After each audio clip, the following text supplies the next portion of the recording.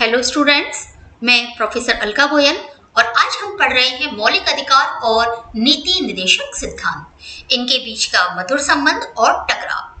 Students, इस video में मैं आपको बताने वाली हूँ कि मौलिक अधिकार और नीति निर्देशक तत्वों में क्या अंतर है, दोनों के बीच में कौन कौन से टकराव के बिंदु रहे हैं और न्यायालय ने किस प्रकार दोनों के बीच में सामंजस्य स्थापित करने का प्रयास किया है, और अंत में हम जानेंगे कि ऐसे कौन कौन से केस आए हैं, कौन कौन से संशोधन आए हैं जिनमें कभी नीति निर्देशक सिद्धांत तो कभी मौलिक अधिकारों को महत्ता प्रदान हुई है और न्यायालय ने कैसे अपनी व्याख्याओं द्वारा मौलिक अधिकार और नीति निर्देशक तत्वों को वरीयता प्रदान की है।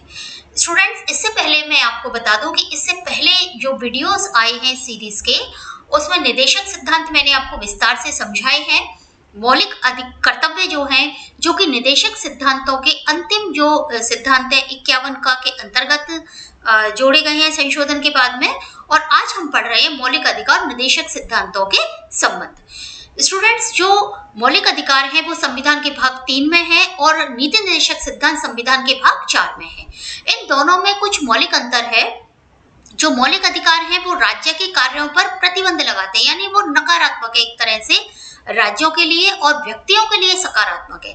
दूसरी ओर जो नीति निर्देशक सिद्धांत है वो सरकार के लिए एक सकारात्मक निर्देश है और वो यह बताते हैं कि आगे जो आने वाली सरकार है उन्हें किस प्रकार से कार्य करना चाहिए, किन सिद्धांतों पर आधारित होकर के उन्हें अपना कार्य संपन्न करना चाहिए। तो एक तरह से ये जो सिद्धांत है वो सरकार के लिए नकारात्मक और सकारात्मक भूमिका अदा करते हैं। दूसरी चीज स्टूडेंट्स, हम जानेंगे कि जो मौलिक अधिकार हैं वो न्याय योग्य हैं और उन्हें न्यायालय द्वारा लागू किया जा सकता है। दूसरी ओर जो निर्देशक सिद्धांत है, नीति निर्देशक सिद्धांत, वो न्याय योग्य नहीं है, वो एक घोषणाओं के समान है। यानी सरकार को जब लगेगा कि हमारे पास में इतने उपयुक्त संसाधन है कि अमुक नीति निर्देशक तत्व को हम एक मौलिक अधिकार के रूप में दे सकते हैं, तभी वह उन्हें दे पाएंगे, बाकी वह न्याय योग्य नहीं है। यदि सरकार उन्हें लागू नहीं करती है तो व्यक्ति न्यायालय की शरण में नहीं जा सकता, ना ही कोई रिट दायर कर सकता है। अनुच्छेद 32 के अंतर्गत ये अधिकार केवल मौलिक अधिकारों पर लागू होता है, संविधान के चतुर्थ भाग पर यह लागू नहीं होता है। इसके अलावा जो मौलिक अधिकार और नीति निर्देशक तत्व हैं उनमें कोई आपस में विवाद नहीं है, न्यायपाल के सामने जब कोई समस्या नहीं है, लेकिन दोनों में उस समय विवाद प्रारंभ हो जाता है जबकि किसी पर वरीयता की बात आती है, यानी नीति निर्देशक तत्व अधिक महत्वपूर्ण है या मौलिक अधिकार अधिक महत्वपूर्ण है। ये जब आ जाता है सामने तो न्यायालय को मौलिक अधिकारों को अधिक प्राथमिकता देनी पड़ती है। हम कुछ केस यहाँ पर देखते हैं, यानी कुछ विवाद हम ऐसा देखते हैं, जैसे कि यहाँ पर मैंने एक लिया है 1951 के अंतर्गत। 1951 में ये विवाद आ गया जैसे ही हमारा संविधान लागू हुआ। कामेश्वर सिंह बनाम बिहार राज्य और दूसरा चंपाकवन दोराई राजन बनाम मद्रास राज्य। जो विवाद यहाँ पर मैंने लिए हैं वो ज्यादा प्रसिद्ध हैं, विवाद तो बहुत सारे आए हैं, लेकिन यहाँ ऐसे विवाद लिए हैं जो कि पहली चीज तो नीति निर्देशक तत्व मौलिक अधिकारों के बीच के हैं। दूसरी बात है कि इन विवादों में संविधान का जो मूल ढांचा है वो भी प्रभावित हुआ है। तो यहाँ पर जो विवाद हैं, ये दोनों विवाद, इनमें सर्वोच्च न्यायालय ने कानूनों की वैधता का परीक्षण करते समय इन सिद्धांतों का समर्थन किया है, जिन्हें जनहित के नाम पर मौलिक अधिकारों पर प्रतिबंध लगाए हैं। लेकिन जब इन दोनों में से किसी का चयन करने की बात आई, यानी जब इन कानूनों का परीक्षण करा इनके संबंध में, जब तो ये कहा कि चूंकि मौलिक अधिकार बहुत संकुचित दायरे के हैं और जो नीति निर्देशक सिद्धांत है वो कल्याणकारी हैं, इसलिए उनको मान्यता मिलनी चाहिए। लेकिन जब फैसले की बारी आई तो न्यायालय ने क्या करा, उसको दृढ़ता से दृष्टिकोण अपनाना पड़ा कि जो सिद्धांत स्पष्ट तौर पर न्याय अमान्य है, यानी जिनके लिए न्यायालय की शरण में नहीं जाया जा सकता और जो संविधान के तृतीय भाग में वर्णित हैं, वह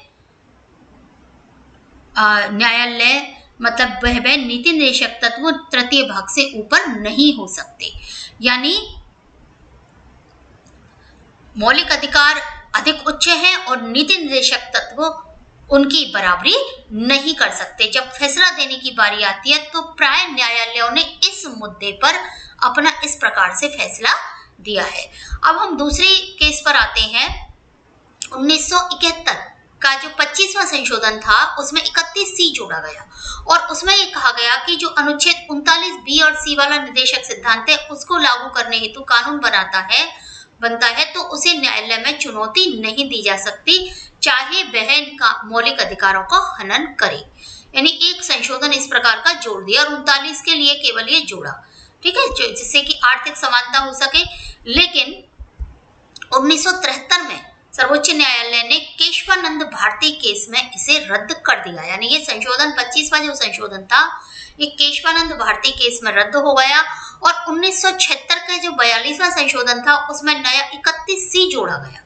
ठीक है, पहला 31C जो जोड़ा गया वो रद्द हो गया और दूसरा 31C 42वें संशोधन के बाद जोड़ा गया, जिसमें कहा गया कि यदि राज्य किसी निदेशक सिद्धांत को लागू करने के लिए कानून बनाए तो उसे न्यायालयों में चुनौती नहीं दी जा सकती, चाहे वह मौलिक अधिकारों का हनन करे। यानी एक प्रकार से दोबारा से वही 31C जोड़ दिया गया और यहाँ पर अब 39B या C वाली बात नहीं थी। निदेशक सिद्धांत एक पर्टिकुलर निदेशक सिद्धांत नहीं लिया, अभी तो पूरा ही निदेशक सिद्धांत यदि लागू करने और उस हेतु यदि कोई कानून बनता है तो उसको न्यायालय में चुनौती नहीं दी जा सकती, चाहे वह मौलिक अधिकारों का हनन करे।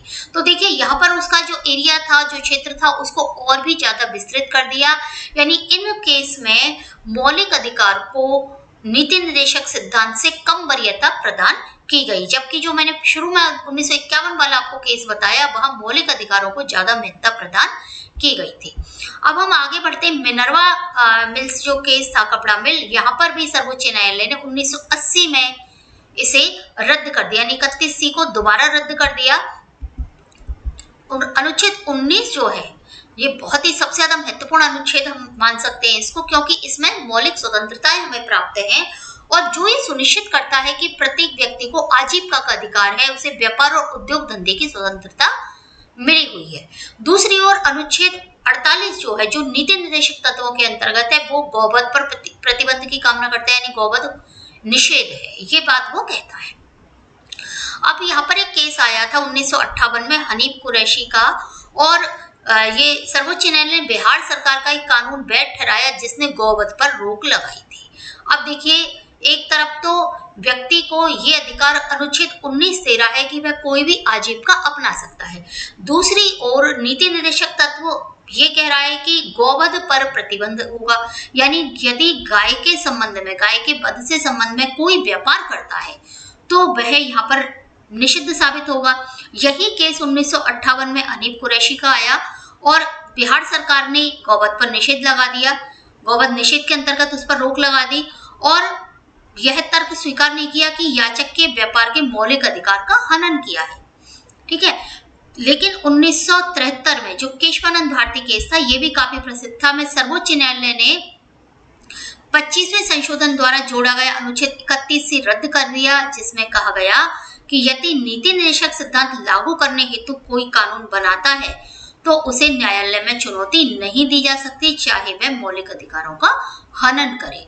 और इसके तहत जो 31C था 1971 का, उसके तहत ये जो केस था 1958 का, इसको उचित माना गया। यानी जो नीति निर्देशक सिद्धांत है उनको अधिक वरीयता प्रदान की गई थी।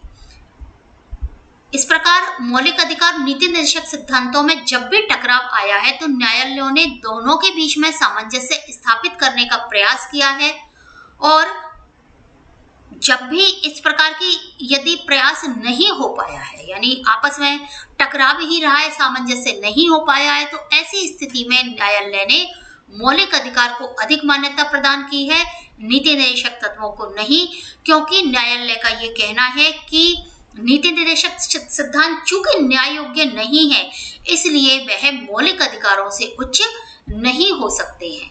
तो जो मधुर सामंजस्य का सिद्धांत है ये कभी इसका पालन हुआ है, कभी नहीं हुआ, कभी दोनों में टकराव रहा है, कभी दोनों में सामंजस्य रहा है।